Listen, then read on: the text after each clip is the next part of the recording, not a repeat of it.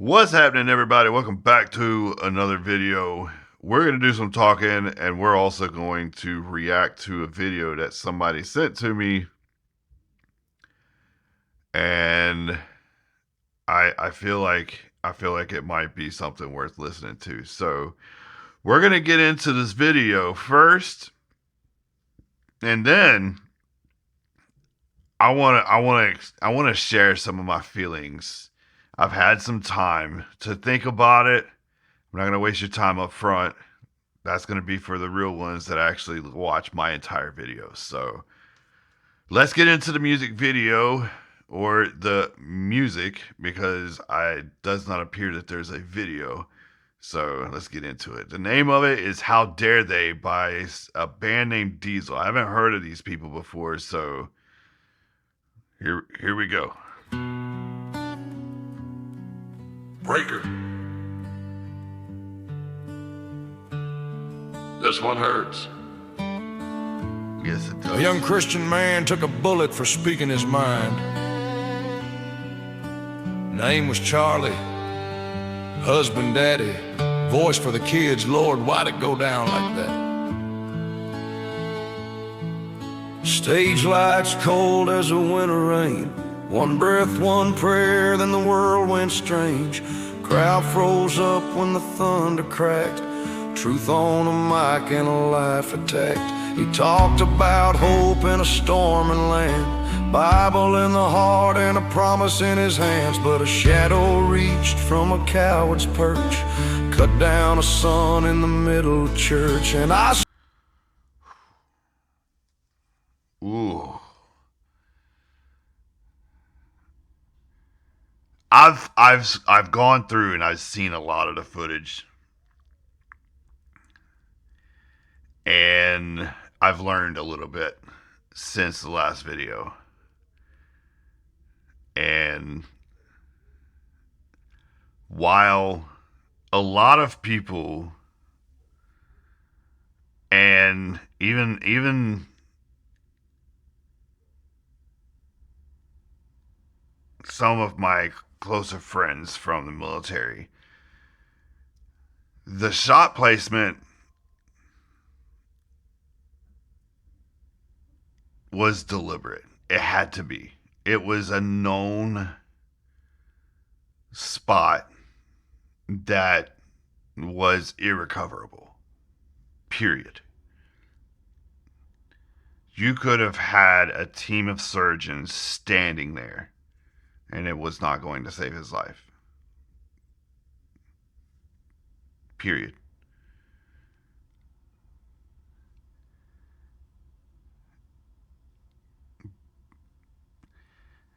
This is tough. I'm not gonna lie. It's tough.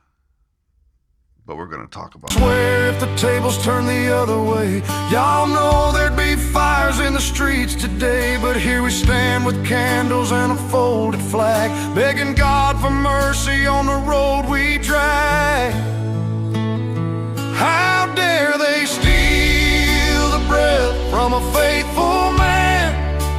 Yes. How dare they stain the grass where his boots once stand?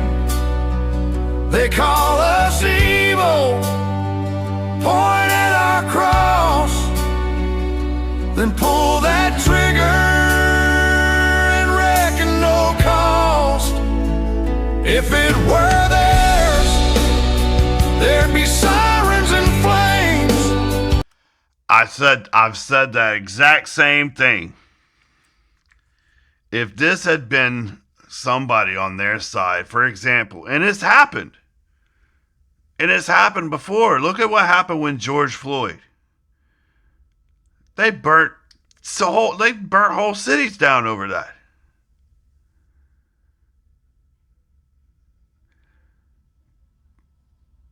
When Charlie passed away, with what happened to him how many buildings were burned? None.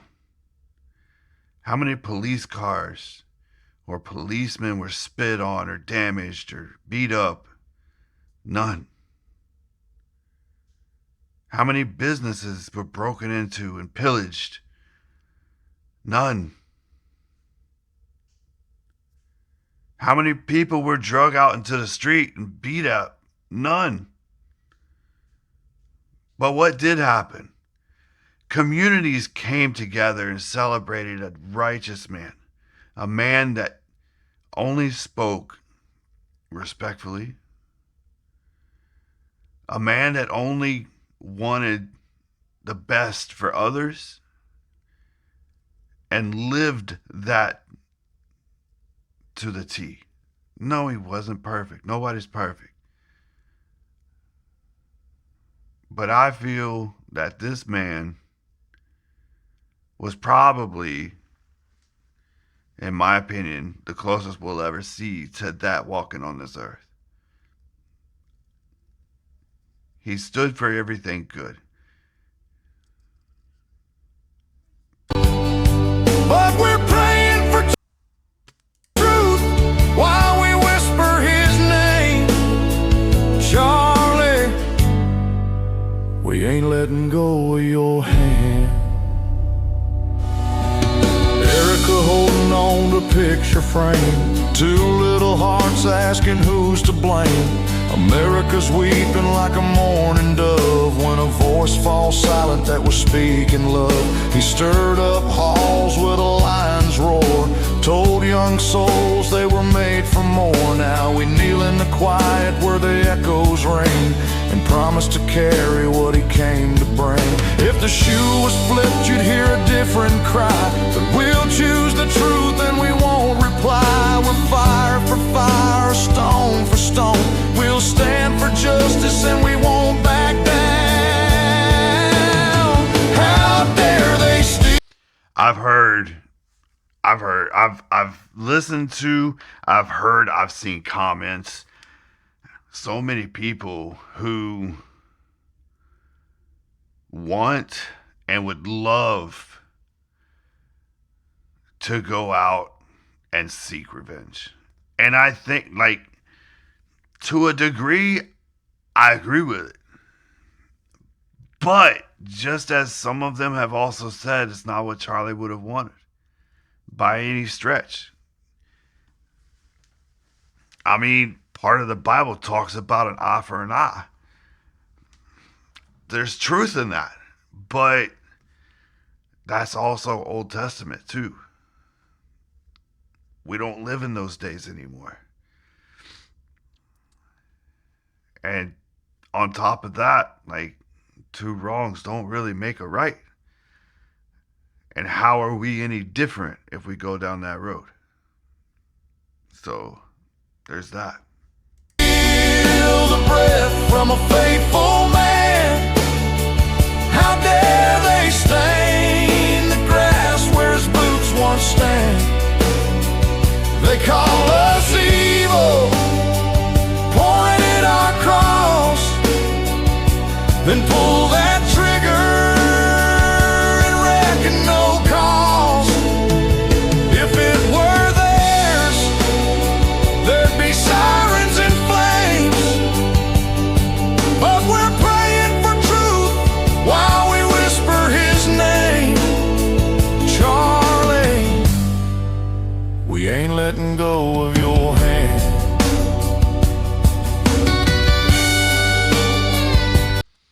I've seen so many videos, especially in the last day, where a lot of people are losing their jobs over their celebration of what happened.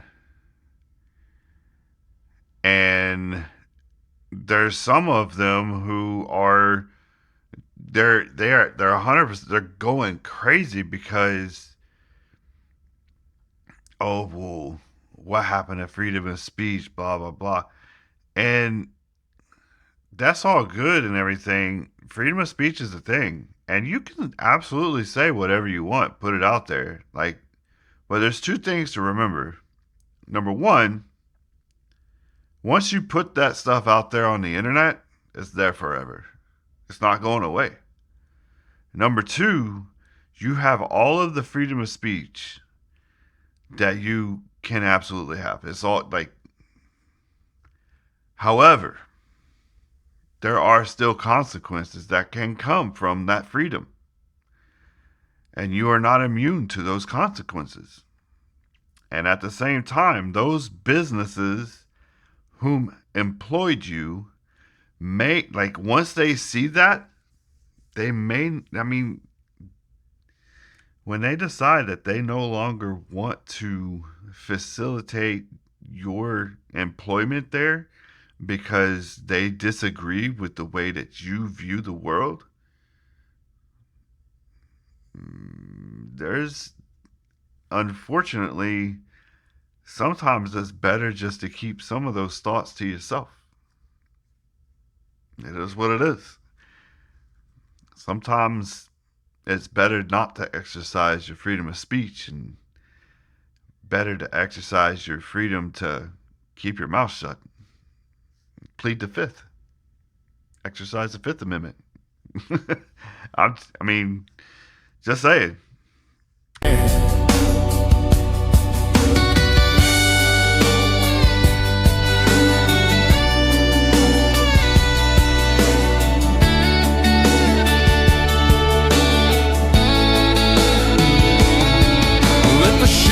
Pride and the truth come clean. Let the darkness face what it's never seen. We won't forget and we won't lose heart. Sowing his mission where the fields are sparse. To every kid who thinks they're alone, take up the banner and bring it home. Speak what's right through the night feels long. Make your life the answer, make your faith a song. How dare they steal the breath from a faithful man? Yeah. But grace still moves like the river can.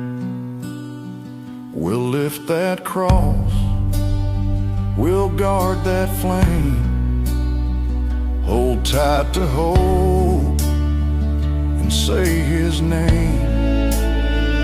If it were theirs, they'd burn the town, but we'll fight with truth, we won't bow down.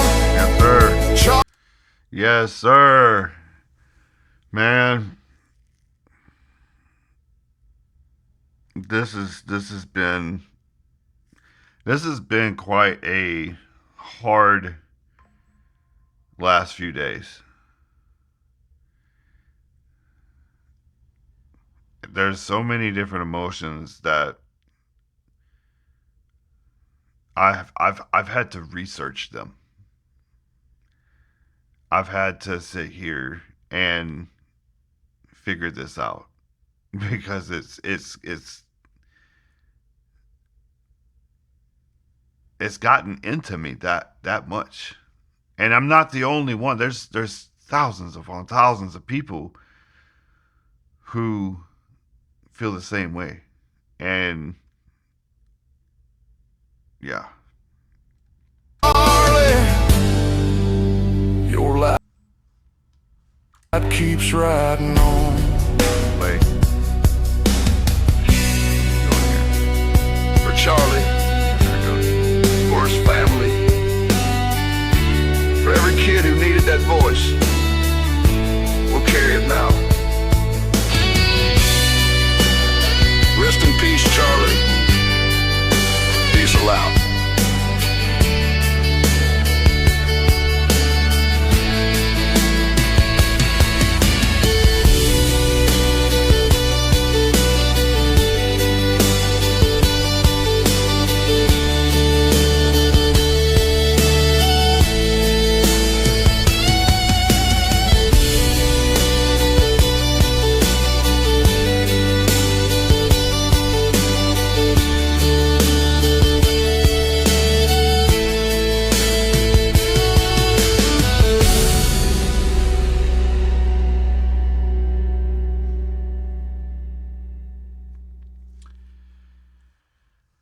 So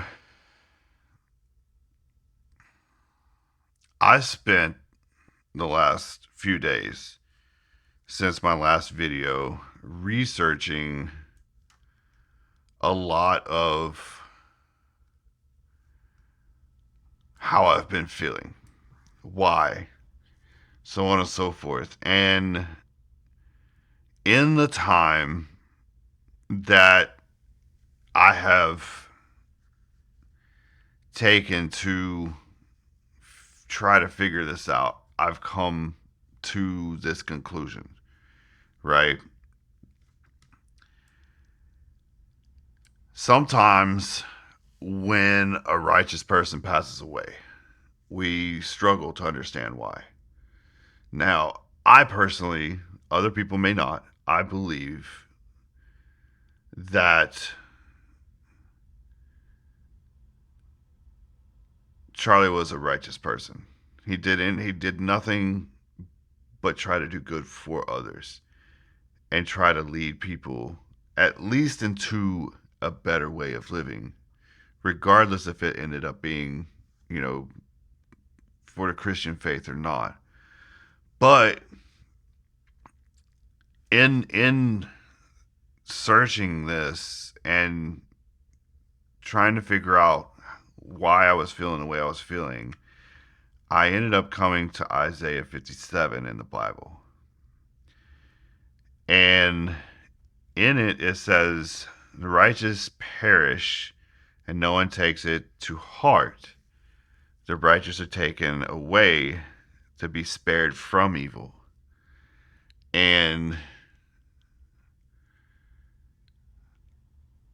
what looks like a loss to us may actually be God's mercy for them. Charlie dealt with a lot of evil coming at him constantly. And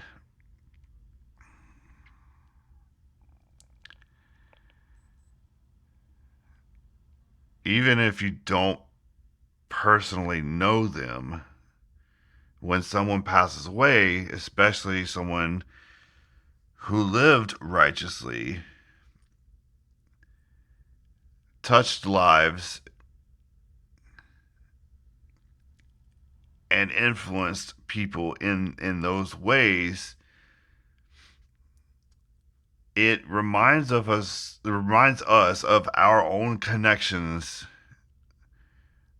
our own mortality, our own things.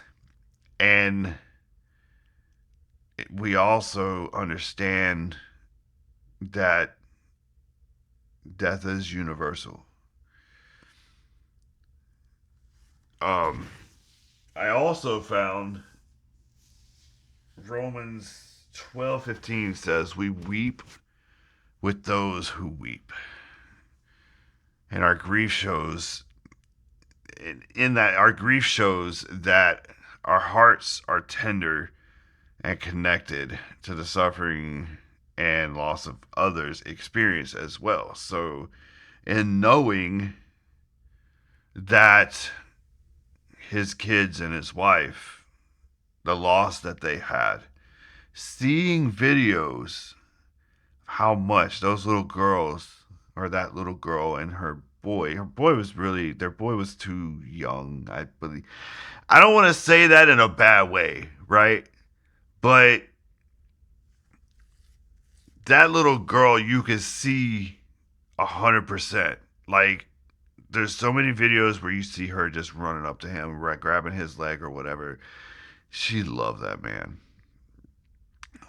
But, and then on top of that, for a lot of us, right, we will claim the Christian faith.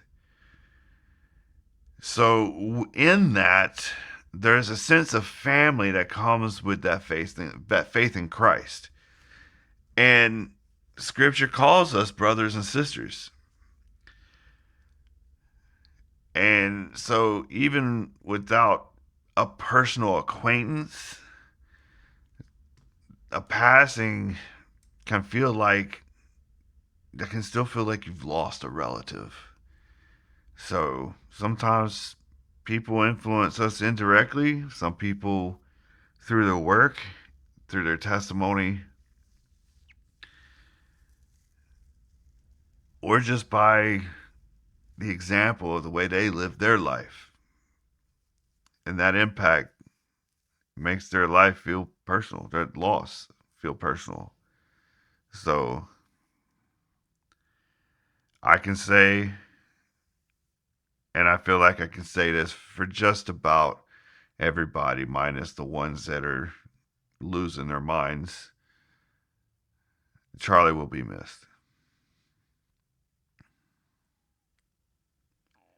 But we all know that he's definitely in a better place.